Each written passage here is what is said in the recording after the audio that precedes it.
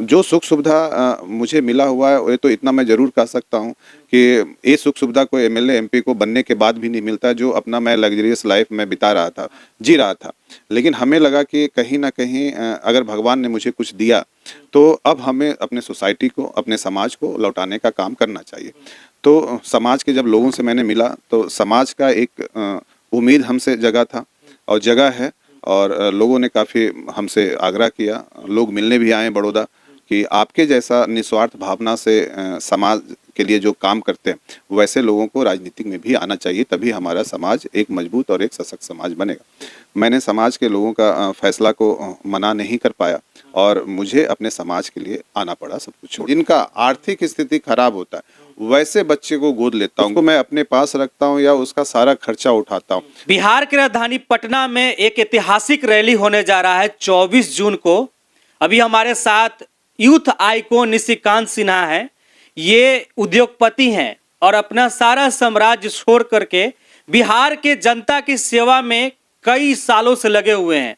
यहाँ के कई ऐसे गरीब किसान परिवार के बच्चे हैं जिनको गोद लेते हैं, पढ़ाते हैं। यानी कि गोद लेने का मतलब यानी कि उनका सारा पढ़ाई का खर्च ये उठाते हैं। ऐसे ऐसे अनेकों कार्य ये अपने क्षेत्र में कर रहे हैं, बिहार के युवाओं के लिए, लोगों के लिए कर रहे हैं। मकसद क्या है, क्यों ये जो है सारे सुख सुविधा को छोड़ करके यहाँ पर बिहार के लोगों के लिए, लोगों की आवाज, लोगों के हक के लिए हक हुंकार की रैली करने जा रहे हैं। सबसे पहले बहुत बहुत स्वागत है भैया। आपका भी बहुत बहुत स्वागत। बिहार में आप ये हक हुंकार की रैली कर रहे हैं, ये रैली करने का क्या मकसद है, क्या कारण है?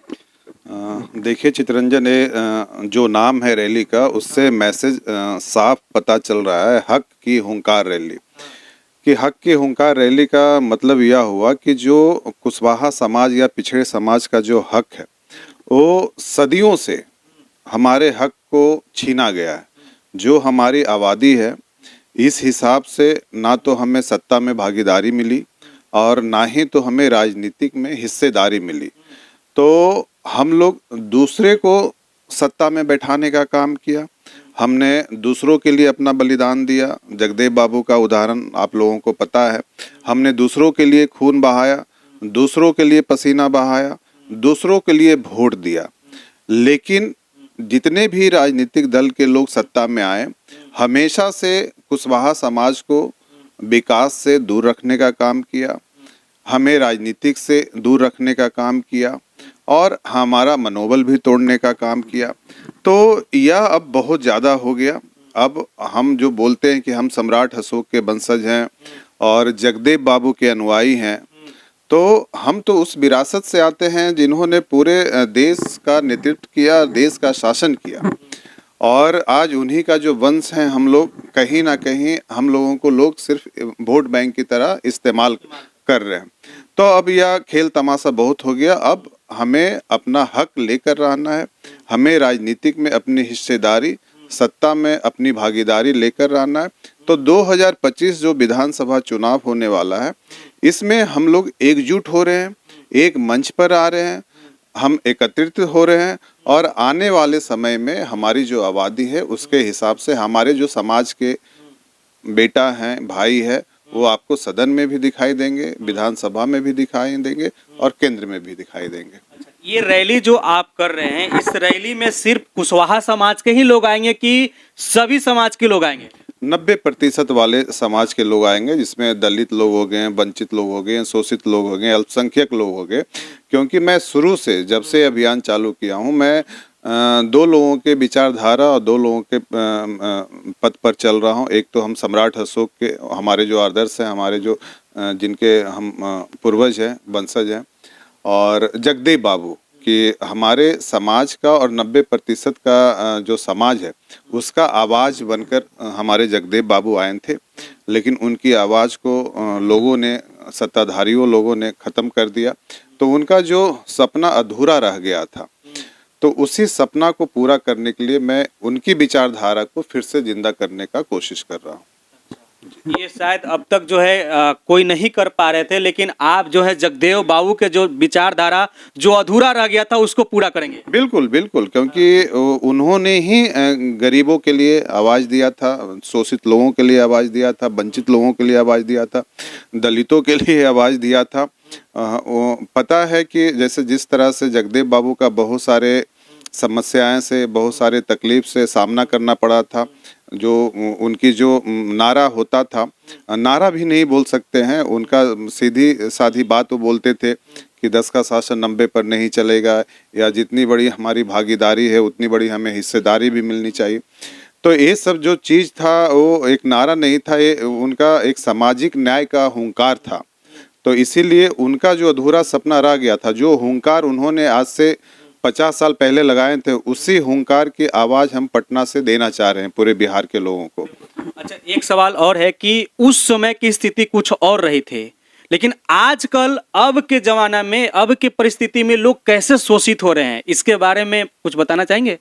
देखिए, जब तक आपको राजनीतिक हिस्सेदारी नहीं मिलेगी, आप शोषित वंचित ही रहिएगा। आज आप देख रहे हैं, उसका सबसे बड़ा जो उदाहरण है मैं आपको बताऊं कि कुशवाहा समाज इतना शोषित आज के समय में भी क्यों है। क्योंकि सबसे बड़ी बात तो क्या है कि हाँ, हम लोग सुरक्षित नहीं हैं, सबसे बड़ी बात है। जो भी हमारे समाज का जो युवा है, समाज का जो बेटा है, भाई है, उसको सरेआम गोली मार दिया जाता है। पटना का आपका उदाहरण अभी तक नहीं भूला है। अभी सीतामढ़ी में आपने देखा है कि हमारे समाज के युवा को 25 साल का, हाँ हाँ, तो उसको गोली मार दिया गया। ये स्नेहा कुशवाहा का आप लोगों को पता है कि आज तक उसको न्याय नहीं मिला है। तो जो भी हमारे समाज के लोग या शोषित लोग आगे बढ़ना चाहते हैं, उसको वहीं पे कुचल दिया जाता है, उसको वहीं पे दबा दिया जाता है। तो जो हमारे युवा कल के देश के भविष्य बन सकते थे, समाज का अभिमान बन सकते थे, उन्हें बनने के पहले ही उन्हें खत्म कर दिया जाता है। ये रैली में लगभग कितने लोगों की आने की संभावना है? देखिए, हमने तो 5 लाख का तैयारी किया हुआ था गांधी मैदान के लिए, लेकिन मौसम प्रकृति से हम लोग लड़ नहीं सकते हैं, बारिश और धूप से। तो उसको देखते हुए कि हमारे लोगों को बहुत दूर से लोग आएंगे, खगड़िया हो गया, मधेपुरा हो गया, सासाराम हो गया, हर जिला से, कोई भी ऐसा जिला नहीं है जहाँ से लोग नहीं आएंगे।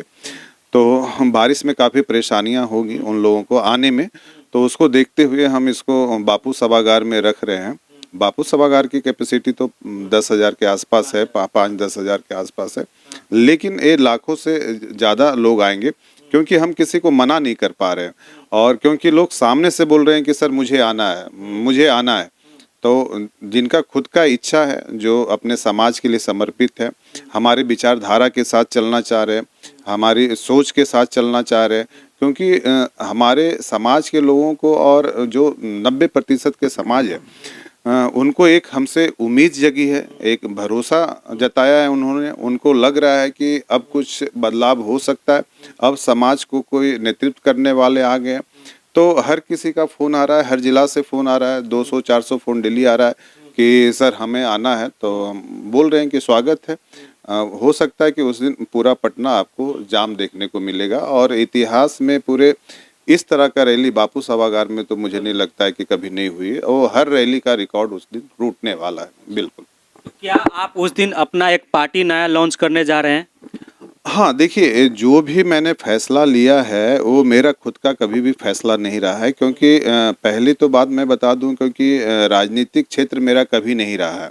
मैं 20 सालों से गुजरात में अपना बिजनेस कर रहा था, बिजनेस की दुनिया में ही अपना नाम कर रहा था। लेकिन जब समाज सेवा शुरू किया पिछले 6 सालों से, खासकर शिक्षा के क्षेत्र में, बहुत लोग बोलते हैं कि शिक्षा के क्षेत्र में क्या काम किया है, नहीं किया है। तो हर ज़िला में तो मैंने नहीं काम किया, लेकिन जो ज़िला जहाँ से मैं आता हूँ, नवादा से, वहाँ आप किसी भी व्यक्ति से पूछ सकते हैं कि निशिकांत सिन्हा जी का इस ज़िला में क्या योगदान रहा है शिक्षा के क्षेत्र में। मैं ऐसा पहला व्यक्ति हूँ कि जो 2019 में मैंने प्रेस कॉन्फ्रेंस किया नवादा में, और मैंने उस प्रेस कॉन्फ्रेंस के बोला कि जो भी हमारे समाज के बच्चे हैं, या जो गरीब समाज, किसी भी समाज से हैं, जो गरीब है, क्योंकि गरीब लोगों का कोई जाति नहीं होता है, कोई धर्म नहीं होता है। तो मैंने एक मैसेज दिया कि जो गरीब हैं, दलित हैं, शोषित हैं, कुशवाहा हैं, जिनके अंदर पढ़ने का जुनून है, जो कुछ अपने ज़िंदगी में बनना चाहते हैं, आईएएस, आईपीएस, डॉक्टर, इंजीनियर, लेकिन उनकी आर्थिक स्थिति अगर खराब है, तो वैसे बच्चे को मैं पहले टेस्ट लूँगा कि वो बच्चा बनने लायक है या नहीं। तो जिला लेवल पे उनका टेस्ट होता है, और जो उस टेस्ट में बच्चा पास करता है और जिनका आर्थिक स्थिति खराब होता है, वैसे बच्चे को गोद लेता हूँ। गोद लेने का मतलब यह नहीं है कि उसको मैं अपने पास रखता हूँ या उसका सारा खर्चा उठाता हूँ। गोद लेने का मतलब ये है कि उस बच्चे का, अगर वो बोलता है कि मुझे दिल्ली में इस कोचिंग क्लास में पढ़ना है या कोटा में पढ़ना है या पटना में पढ़ना है, तो उसका जो कोचिंग का जो फ़ी होता है, 1 साल का या 2 साल का जो कोर्स होता है, वो कोचिंग का फ़ी को मैं अपनी तरफ से उनको डोनेट करता हूँ। अच्छा, आपके पास किसी चीज़ की कमी नहीं है, अभी भी नहीं थी न है, फिर भी आप सारे सुख सुविधा को छोड़ करके आप बिहार के लोगों के लिए आवाज़ उठा रहे हैं, लोगों को सेवा कर रहे हैं, ये क्यों? देखिए, कहीं न कहीं एक कहावत है और लोग बोलते भी हैं कि आपका पूर्वज का अगर जो चीज़ किए हैं उसका आपको भी खून में कहीं न कहीं आता है। तो इतिहास गवाह है, दुनिया गवाह है कि हम बुद्ध और सम्राट अशोक के वंशज हैं हम लोग। तो जैसे बुद्ध ने अपना पूरा राजपाट साम्राज्य छोड़ के उनसे बड़ा तो पूरी दुनिया में कोई राजा ही नहीं था। आप लोगों को पता है कि अगर आप लोगों ने इतिहास पढ़ा है कि उनको गर्मी में रहने के लिए अलग घर रहता था, सर्दी में रहने के लिए अलग उनका मकान था, बरसात में रहने के लिए अलग मकान था। तो इतना बड़ा साम्राज्य छोड़कर वो लोगों के जनहित के सेवा के लिए उन्होंने सारा कुछ त्याग दिया, घर, बच्चे, परिवार, सब कुछ। हमें भी लगा कि अगर मेरा समाज इतना पिछड़ा हुआ समाज अभी रह गया है हर क्षेत्र में, तो किसी ना किसी को समाज के बेटा को, बिहार के बेटा को आगे आके नेतृत्व करना पड़ेगा, नहीं तो हमारा समाज हमेशा के लिए ख़त्म हो जाएगा। तो जो सुख सुविधा मुझे मिला हुआ है, ये तो इतना मैं ज़रूर कह सकता हूँ कि ये सुख सुविधा को एमएलए एमपी को बनने के बाद भी नहीं मिलता, जो अपना मैं लग्जरियस लाइफ में बिता रहा था, जी रहा था। लेकिन हमें लगा कि कहीं ना कहीं अगर भगवान ने मुझे कुछ दिया, तो अब हमें अपने सोसाइटी को, अपने समाज को लौटाने का काम करना चाहिए। तो समाज के जब लोगों से मैंने मिला, तो समाज का एक उम्मीद हमसे जगा था और जगा है, और लोगों ने काफ़ी हमसे आग्रह किया। लोग मिलने भी आए बड़ौदा कि आपके जैसा निस्वार्थ भावना से समाज के लिए जो काम करते हैं, वैसे लोगों को राजनीतिक में भी आना चाहिए, तभी हमारा समाज एक मजबूत और एक सशक्त समाज बनेगा। मैंने समाज के लोगों का फैसला को मना नहीं कर पाया और मुझे अपने समाज के लिए आना पड़ा सब कुछ छोड़कर। तो अगर आप भी चाहते हैं कि ये रैली और भी यादगार बने और ये ऐतिहासिक बने, तो 24 जून को आप जो है इनके साथ इनके हक हुंकार की रैली में आप भाग ले सकते हैं पटना के बापू सभागार में। आप देख रहे थे सीके टीवी इंडिया न्यूज। नमस्कार, जय हिंद।